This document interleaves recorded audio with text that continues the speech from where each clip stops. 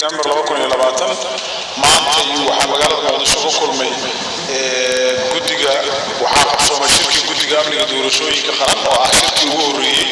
oo ay yeeshaan xubnaha guddiga amniga doorashooyinka qaran waxaa halkan garbiga taagan taliyayaasha iyo taliye-xigeenada booliiska dowladaha xubnaha ka ah dowladda federaalka heer dowlad goboleed oo iyagoo xubna ka ah guddiga amniga doorashooyinka heer qaran shirkan maanta noo furmay magaalada Muqdisho wuxuu ku socon doonaa 3 beri labada cisho soo socotay maanta wuxuu ka bilowdaa 13 bisha ilaa 15 bisha oo looga adeegsanayo amniga diyaargarowga amniga doorashooyinka qaran 2020 taliyaha ciidanka booliiska Soomaaliyeed oo ah gudoomiyaha guddiga amniga doorashooyinka qaran assessment iyo qiimeyn uu ku soo sameeyay dowladaha qaarkood dowladaha xubnaha ka ah dowladda federaalka waxaan ugu soo koorgalnay sida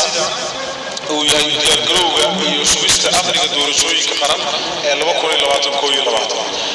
shirkan maanta noo furmay wuxuu noo xirmi doonaa 15 bisha haddii la yiraahdo halkaas oo dowladaha xubnaha ka ah dowladda federaalka